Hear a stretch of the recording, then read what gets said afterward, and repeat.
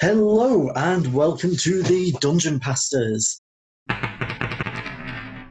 I'm Stephen Taylor, and I'm Derek White. I jumped in too early. There we go. All right. So today we are going to be talking about that scary of topics, Halloween. Ooh. So Derek, I thought we could start with talking about our favourite monsters. So I'll pass it over to you. What's your favourite monster? That is a tough one. And I've been thinking about this ever since you threw that at me. What is my favorite monster? I mean, it depends on what I'm doing. I mean, I always loved dragons, especially old school dragons that cast spells and had riddles and all of those fun things. So, of course, I've loved dragons, but vampires, there's just something about that is appealing. I think probably the connection to the church and the ideas of sacrifice that go into it, and being immortal and never aging or changing, those types of things. So vampires around Halloween are always fun. Not the sparkly type. Don't like vampires that sparkle.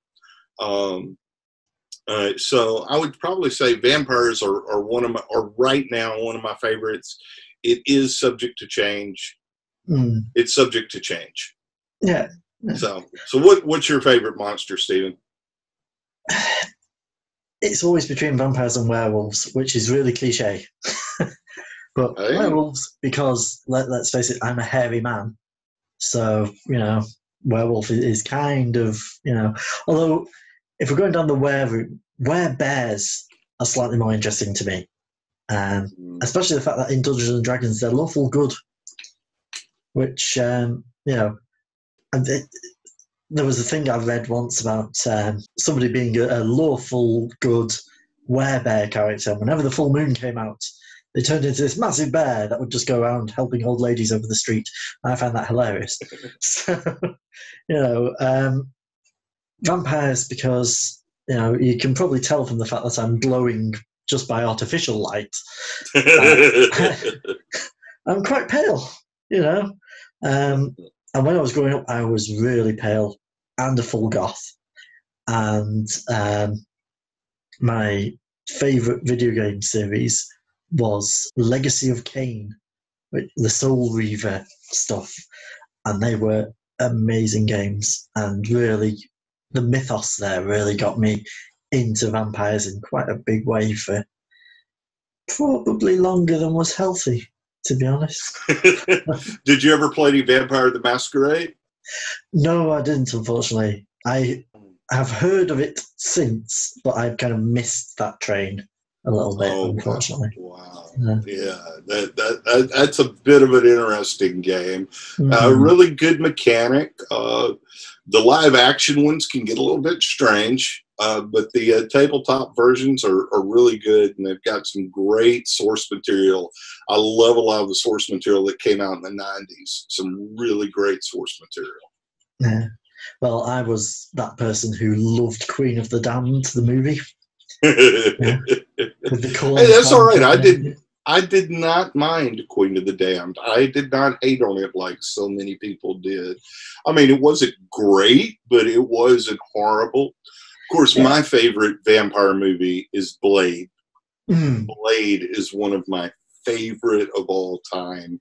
I remember going and watching Blade 3 in the cinema and just being like, what is this? This isn't Blade. I do not know of this Blade 3 you speak of. I do not know. There were only 2 Blade movies. I don't know what you're talking about. Have you ever seen Priest? Yes! That was good. I liked Priest. And Paul Bettany is just amazing at whatever he does, but that one it got panned for some reason when it came out. But actually, it's an entertaining film. I'd watch it repeatedly. Yeah, I need to watch that again. That was really good. Priest. And then what is that anime that you told me that I've been watching? You told me about where it has the zombies that act like vampires almost. Seis Manos? Yeah. No, not Seis Manos. It's the one where they have the train. they have the train going through the areas. Cabaneri of the Iron Fortress. Iron Fortress. I've liked that because while, they look kind of like zombies, they really act more like vampires in our culture. Yeah. And so when my wife watched some of that with me, I had to explain to her that Japanese vampires are a lot different than American vampires. And there's so much good vampire stuff in the monster manuals of D&D. Of course, you've got Ravenloft, which is a classic Dungeons and Dragons adventure. And I guess one of the things I really like about vampires is not the angst-y part, but it's that struggle against one's personal bestiality.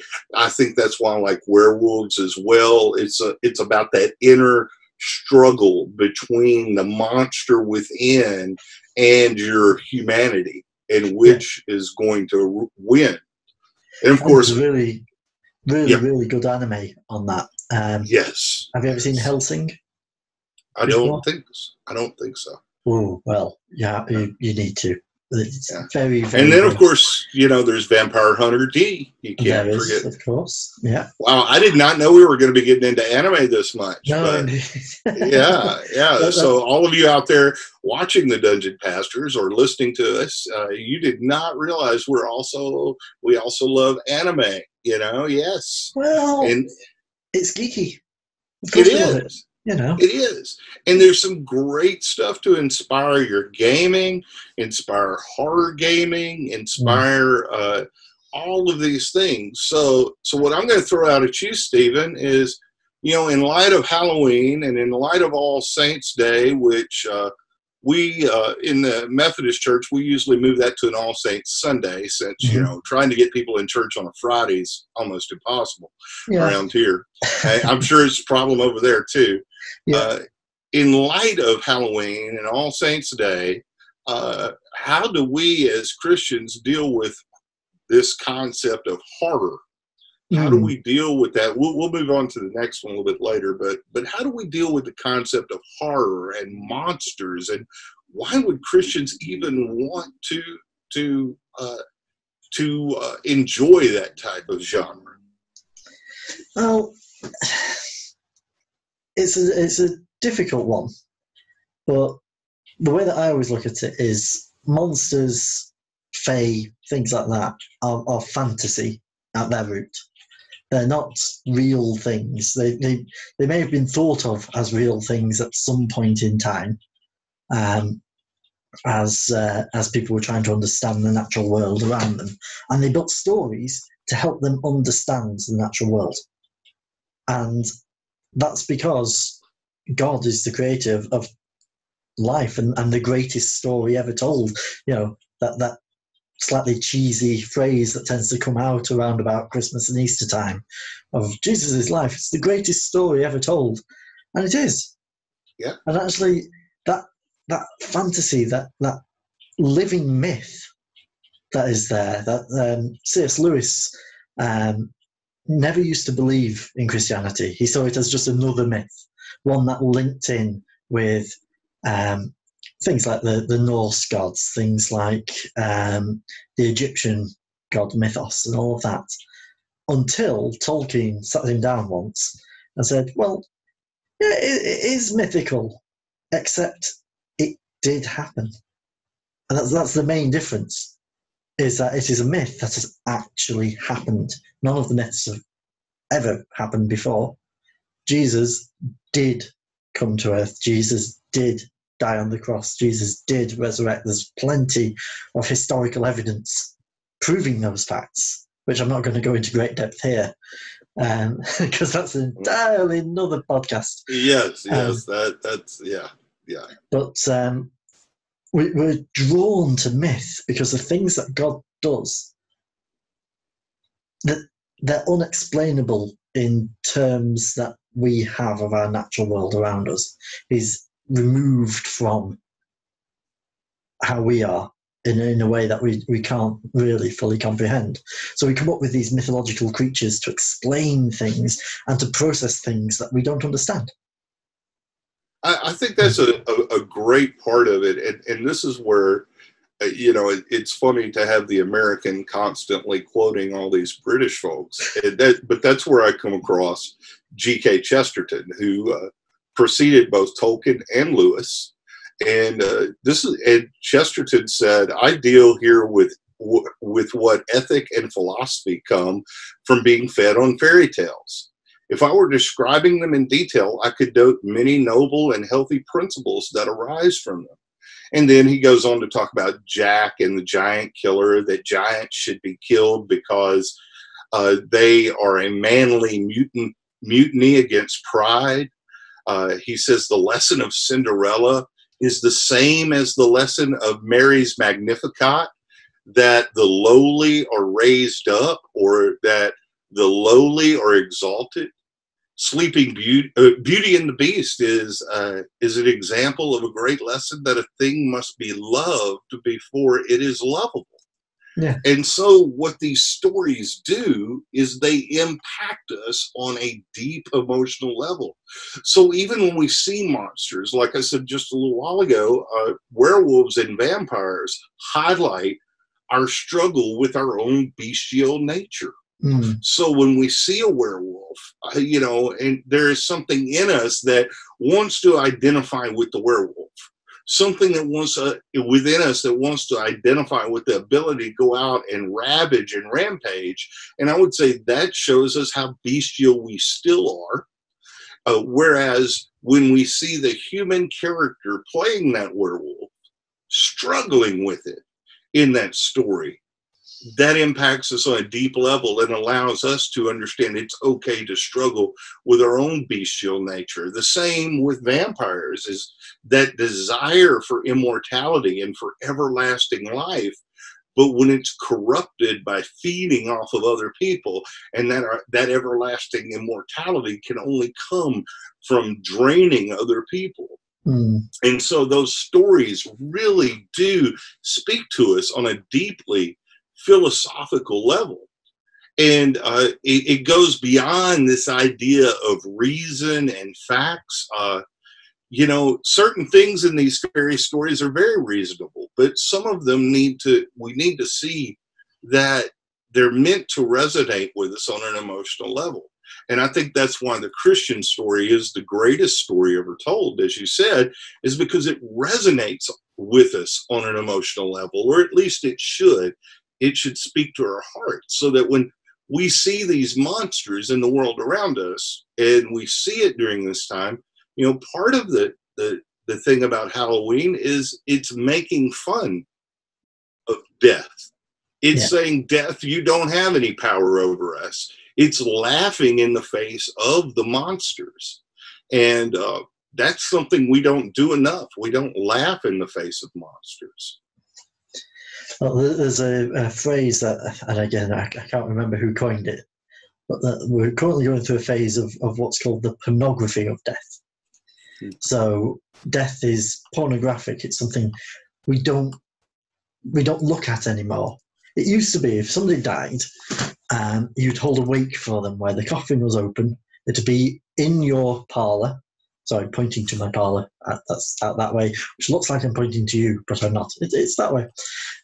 And the corpse would be kept there for a day, 2 days, for you to be able to go and say your goodbyes, to see them in death. So you were confronted with death. There used to be public hangings. There used to be public executions. You would see death every day. And as medicine and as the philosophy of law and things like that have changed, death's become something that we actively hide from. People go to a funeral home now. It's got to the point that the parlour has become the living room instead, to distinctly change it from that viewpoint. That's something that I got from Richard Beck, who I'll be quoting a little bit later on some other stuff. But the parlour has become the living room, the room for the living. You don't go and see, well, you can go and see dead people at the funeral home. I personally will never be doing it again after seeing my father-in-law, because that wasn't him, and it wasn't very pleasant. But that's the thing. It's not pleasant. You don't. Death shouldn't be pleasant, But we don't want to face it. So because we're not facing it, and because we're not actively seeing what death really is, we get this morbid fascination with what death could be. So you get the hideously gory TV shows that show death in all sorts of, like House of a Thousand Corpses by Rob Zombie, where it's all about it's gore for the sake of gore, right? And it's because we've got this morbid fascination with death that we have to see it at extremes. Because if you see proper death, and it used to be in movies, you'd watch a Western and somebody gets shot and you'd see that they'd bleed out over 5 minutes or so. It'd be very slow for it. Mm-hmm. Now somebody gets shot and they're dead straight away. Right, right. Yeah. That's an excellent point you make. Oh, and by the way, it was Jeffrey Gorer in 1955, a sociologist, who coined the phrase the pornography of death. Oh, yeah. And you're absolutely right. When we deal with death in a real way, it is not pretty. It's not an explosion of blood. It's not this thing that's laughed at or joked about. I was watching last night the newest episode of, the newest season of Queer Eye in Japan. And in the first episode, the lady who they're helping, if you haven't ever watched Queer Eye, it's on Netflix. It's a wonderful show. And the lady they're helping is a nurse in Japan who started a hospice. And the reason she did is because she saw her sister die in the hospital. And she felt like her sister would have been much happier if she'd been able to die at home. Yeah. And as a pastor, I've experienced that. I have been in homes where, especially in the southern part of the U.S., it's still a little bit, it's not as common as it used to be, but it still can be found. And I have been in homes where people have died, and it was a very good experience for the family. They were there with their loved one. They were able to care for them. They were able to be with them when they passed from this life. And I've been in that presence many times. Sadly, when my mother passed away, she was able to pass away at home, but I wasn't able to be there because I lived a state or two away. And these are important things for people. And when we see the reality of death, and we see that death can be slow and deteriorating, that's difficult on us, but it's important to acknowledge it. That's why, when our dog died, I didn't tell my son that our dog went to a farm upstate. When someone dies, children need to know and be ready for that. It is scary to a degree, but it is also reality. One of the realities of life is that you will die. Yeah. And instead of glorifying the horror, and I love scary movies. I don't like horror movies, but I like scary movies. I like to be shocked. I like mysteries. I like things that really just make me think, and you wonder what's going on, and the suspense. But to just have gore splattered across screens for the sake of gore is just ridiculous. And I don't think that's what we do on Halloween. Halloween is a time when we say there are monsters in this world and we can laugh at them. And as you pointed out in our discussion before this podcast, All Hallows Eve has Christian origins. It is a holiday with Christian origins meant to lead to All Saints' Day. Yes, others may misuse it, but just because someone misuses a Christian holiday or a Christian time does not mean we as Christians should abandon it. It means we should recover it. I mean, I've seen people misuse the image of the cross. Does that mean we get rid of a cross?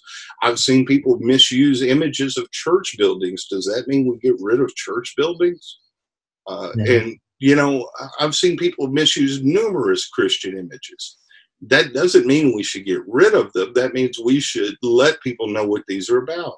Yeah. And All Hallows Eve is a feast time when you prepare to remember those saints who have passed on before you.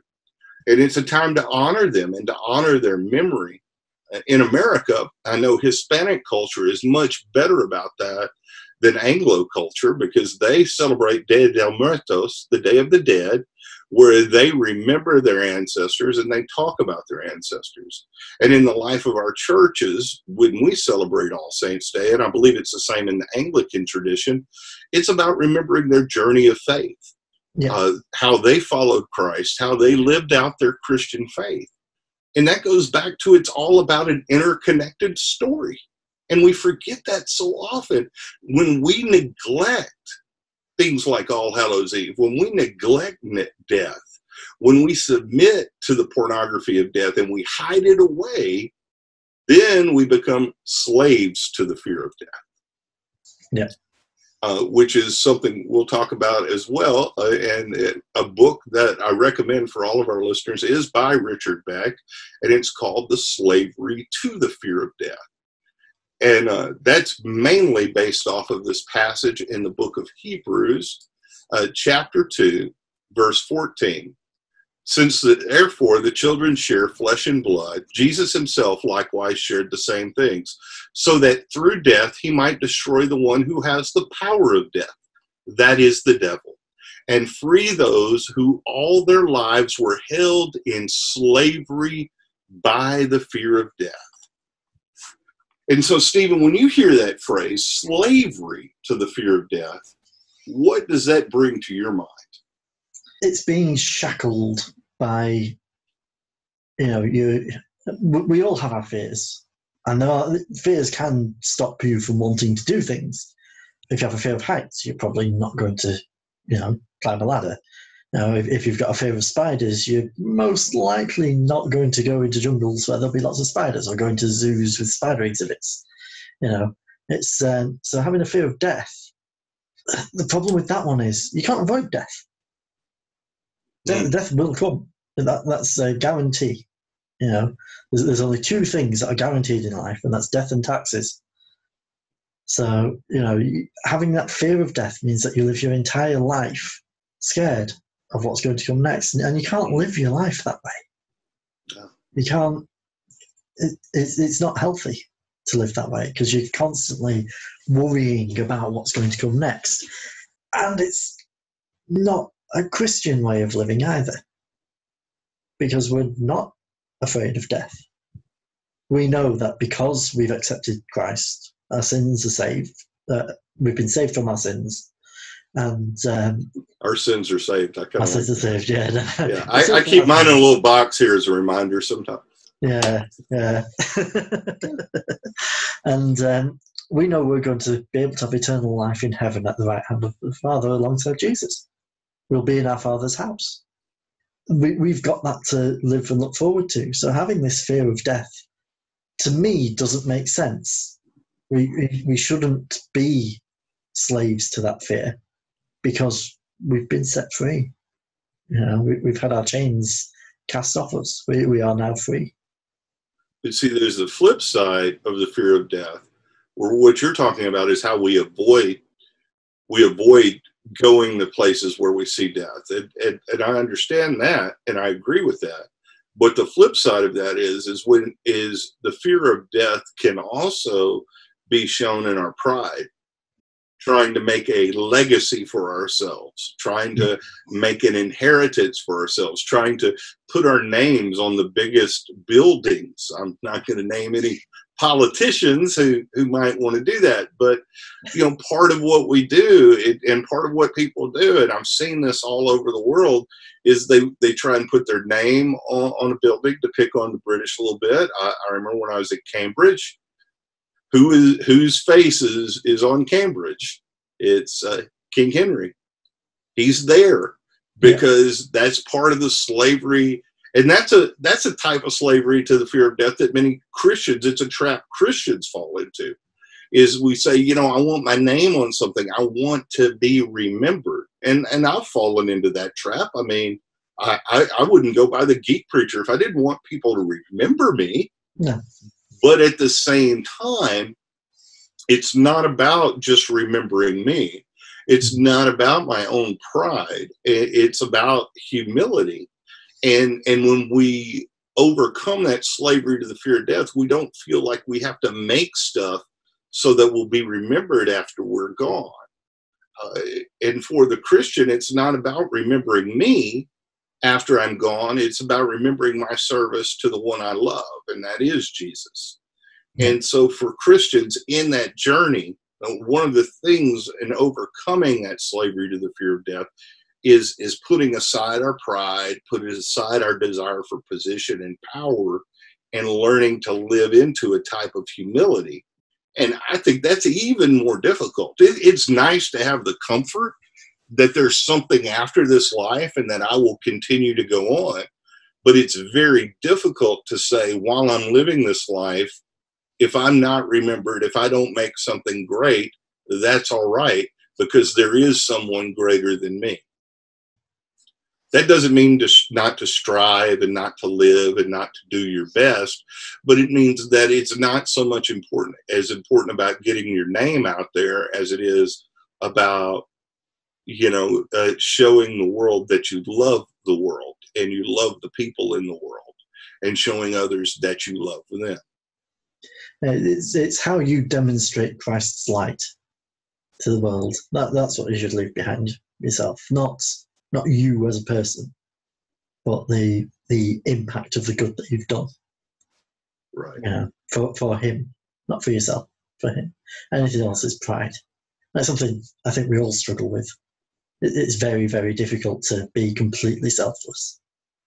If we were completely selfless, probably wouldn't be making a podcast and sending it out. No, that's just the way it goes. Part of making a podcast for us too, and let's be very honest, is it gives us an excuse to get together and talk. That is true. And part of it is, we want to share these conversations with you out there, and we know these conversations aren't going to appeal to everyone, but part of it is an opportunity for Stephen and I to get together and chat about where we're coming from and to talk about the fun things we love, and to talk about games. And so with that in mind, I'm going to throw something at you that's not in our show notes. Do you have a favorite horror game? So that those who want to hear something about gaming can hear about some horror games. Do I have a favorite one? There's a question. In my collection, I've got 4 games that could come under horror.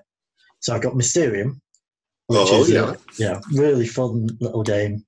I say little game, it takes ages to set it up because there's lots of fiddly bits.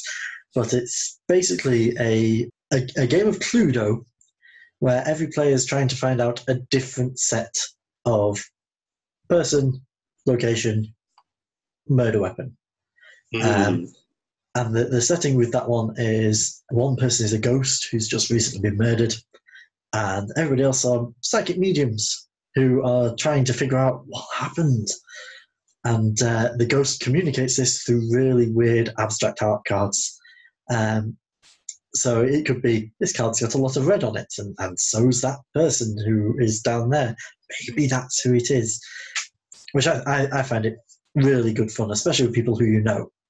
Because you're trying to come up with ways to, to help have them figure it out as easily as possible. And when they can figure out how your brain works, that's great. Another one I've got is Tiny Epic Zombies. That one's really good fun. I've not heard of that one. Oh, right. Let's see if I can... not easily to hand, anyway. It's on there somewhere. I shall cut that bit out, I think. No, leave it in. But, Tiny Epic Zombies, you are survivors stuck in a mall, and you need to do various things to escape. And you have 3 different objectives to do that are very difficulties. And it's just really good fun. And it comes in a box that's about yay big. Oh, wow, that's great. Table. Nice and portable. So, yeah. And then I've got my Warhammer and my Warhammer 40,000. And the horror of that is not playing it. Playing it is good fun. some people will go, "Oh no, it's horrible." That's what I was thinking. The horror of that is what it costs to play Warhammer. Yeah, yeah. That's scary because my wife would kill me. Yeah, so would mine if she knew. Hopefully, she doesn't watch your videos. Well, yeah, hopefully so. Yeah. No, she does know because she bought me some of it for Christmas, and so therefore knows the price. But isn't that a British geeky thing though? You have to have played Warhammer if you're a British gamer. You have to have at least had some Warhammer in your home at one time. Isn't that a requirement? Possibly. There are a lot of us. Yeah. I mean, it's at the point now that the Scouts and the Duke of Edinburgh Awards count Warhammer as part of their thing. So it's great. But yeah, so I've got a Night Haunt army, which are ghosts. Oh yeah. And I've got my Death Guard Chaos Space Marines, who are all plague and evil and all that sort of stuff. Which was great painting them in church once. That was fun.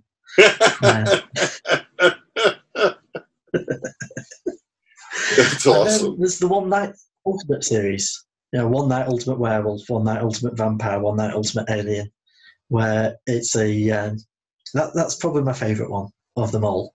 Yeah. It's a hidden role. You've got some people who are aliens or vampires or werewolves, some people who are villagers, and the villagers have to figure out who the bad guys are.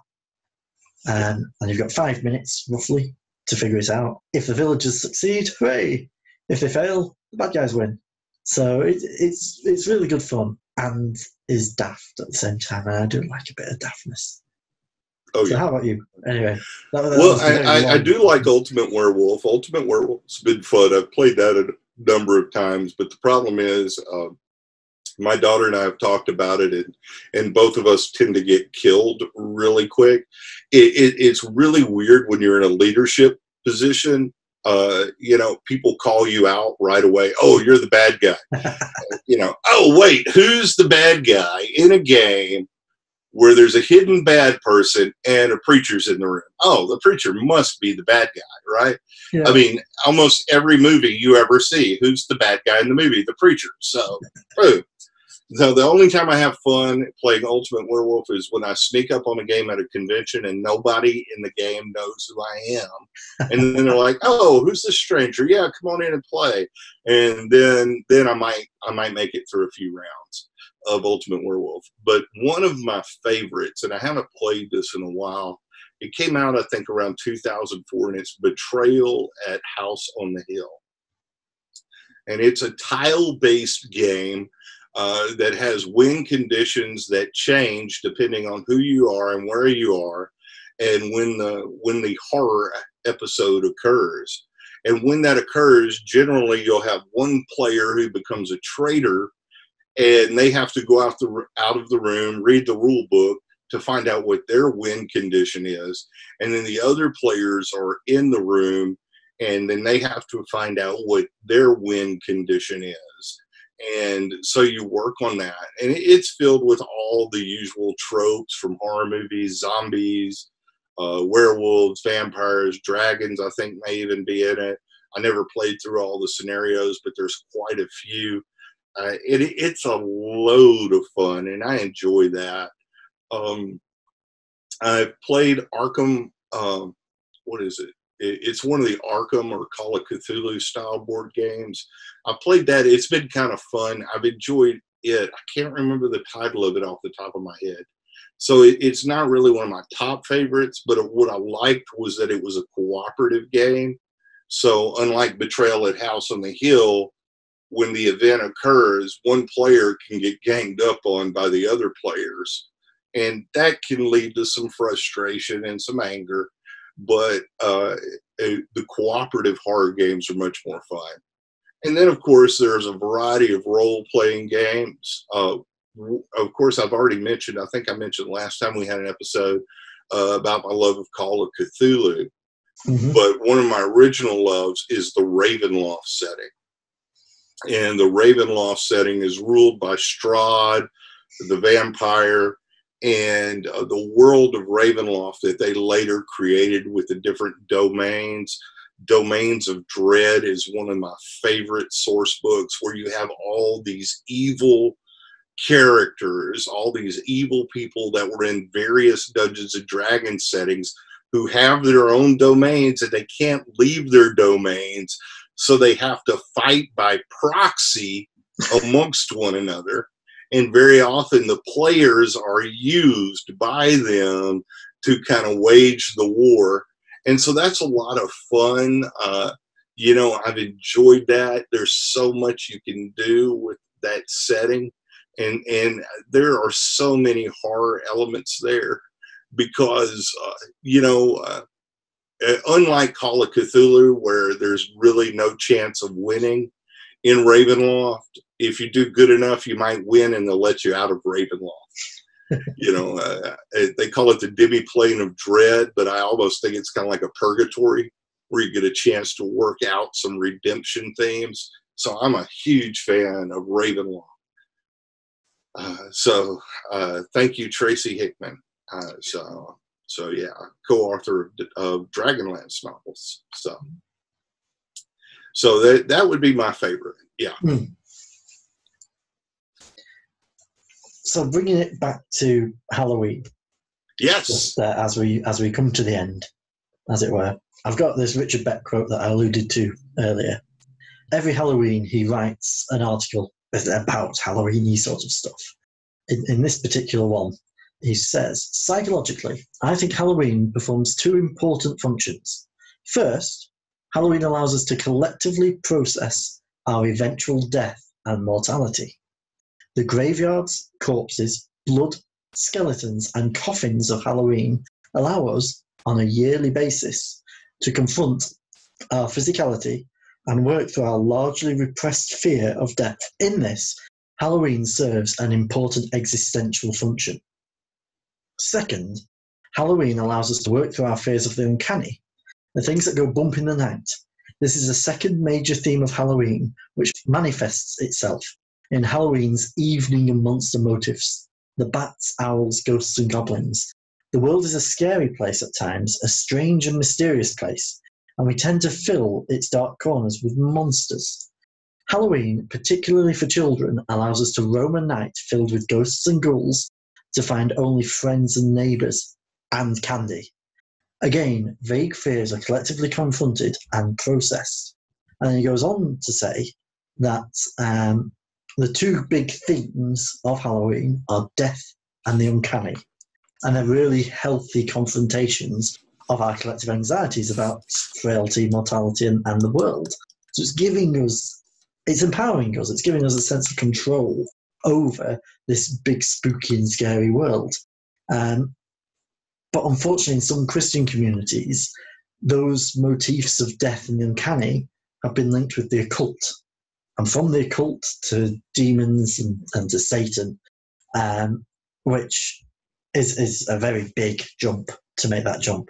Part of the problem is the New Testament starts to use the word demon for a lot of things.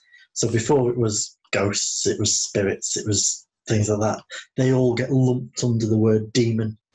So it starts to confuse people because they think everything is evil, when actually it's not quite as clear-cut as that. Definitely. Yeah. Definitely. It's definitely not clear-cut. I think allowing children to confront their fears is an essential part of the Halloween experience, allowing adults to confront their fears.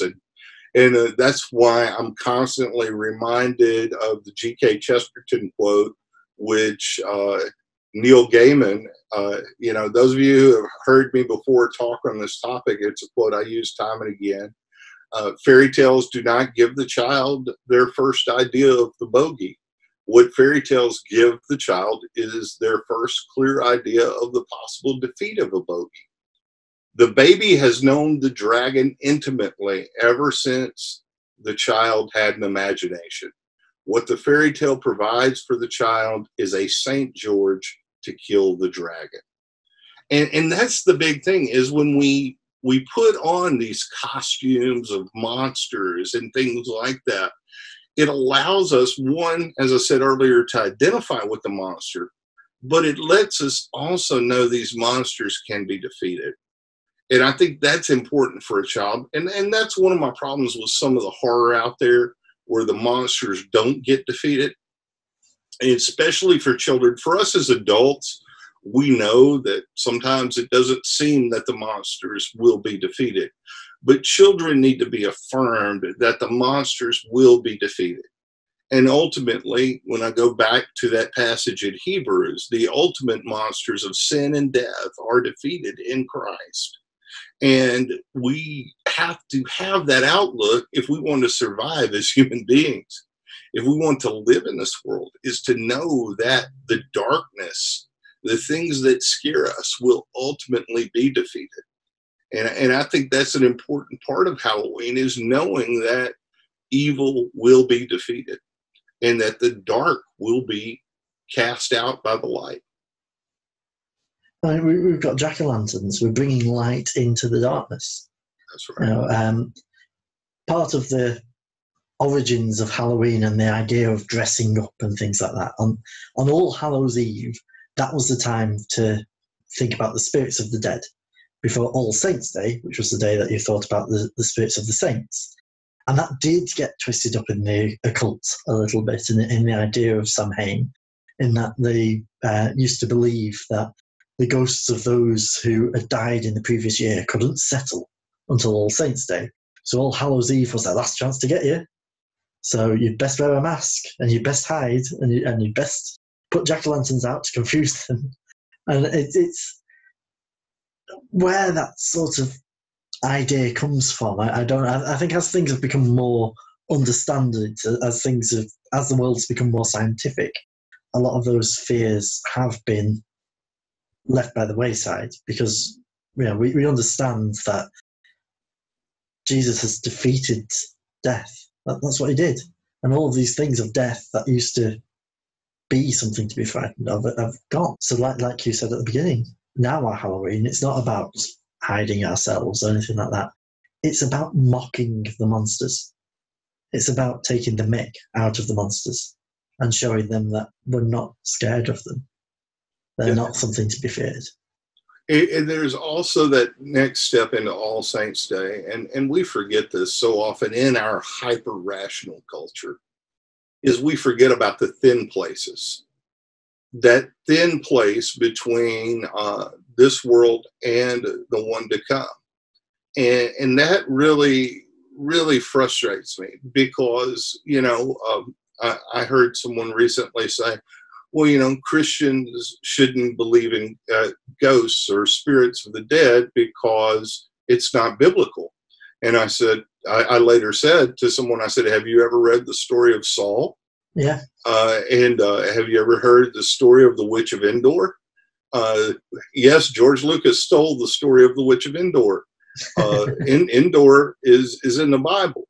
And there is, we see that thin place, and where Samuel comes back. Now, Saul gets in trouble for that, but Samuel crosses that thin place. We see a very big thin place on the Mount of Transfiguration in the New Testament, where you have Jesus, Moses, and Elijah.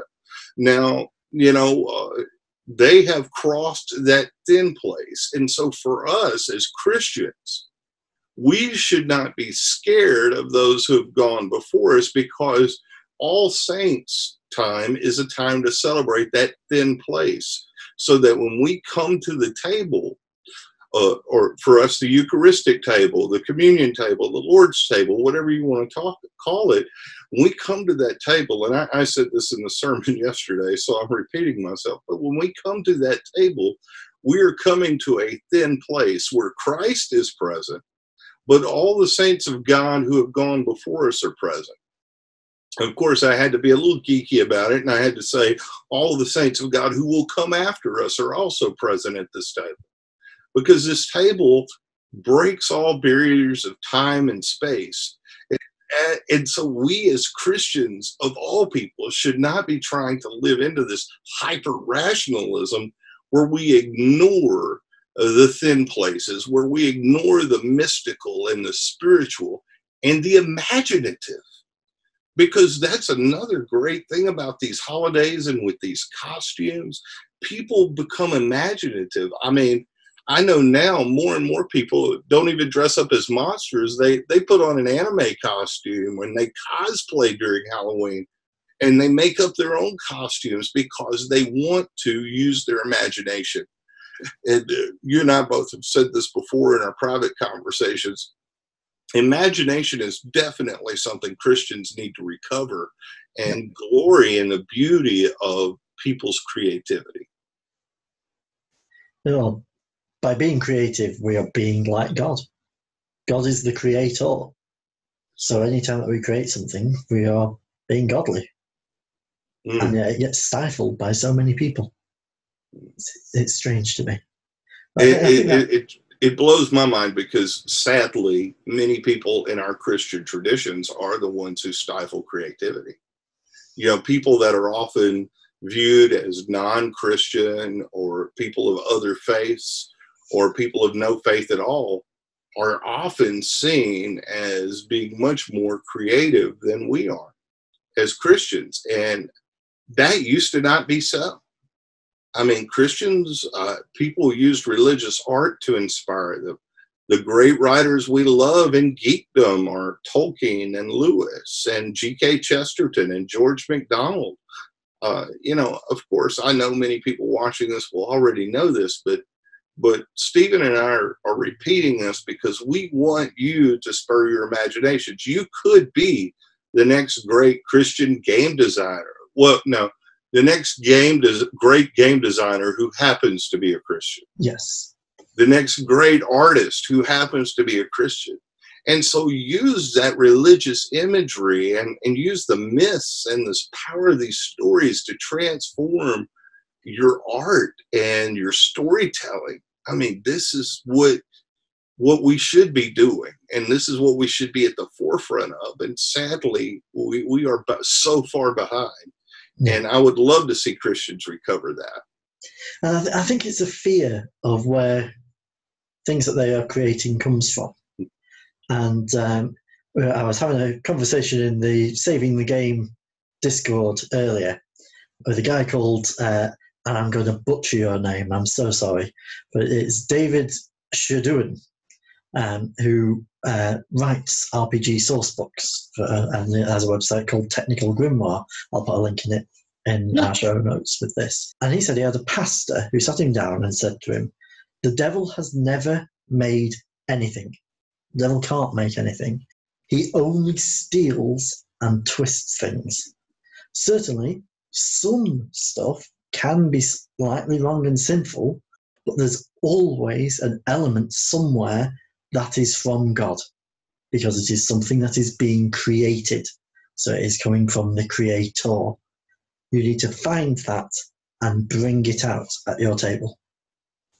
I think that's a wonderful place to really meditate on and think on, and probably bring this podcast to a close, actually, for today, because we should find the good in everything, find God in everything, because he's there. We can't create anything without having God involved. Yeah, I agree with you. Who was it who said this? I want to know. It's the phrase, the devil has the best music. You know, and it reminded me a little bit of Tenacious D and Jack Black when they were battling the devil there. Here's the thing, you know, the devil doesn't have the best music. The devil doesn't have the best of anything. You know, and when Steve and I talked about this quote before the show, one of the things I said was, yes, I think the devil can corrupt what we try and create. But I think we do a better job of corrupting anything than Satan ever could. And so I do think it's important to meditate on creating those things which bring beauty into the world, which bring hope into the world. And that's what's essential, because that is the huge God element, and so when we write stories and we're fighting and we're raging against the darkness, that's something beautiful. fighting against the darkness and the dark powers. And so, you know, we give the devil way too much credit for creativity because, hey, you know, we want to say the devil's the author of all these evil games and all these monsters.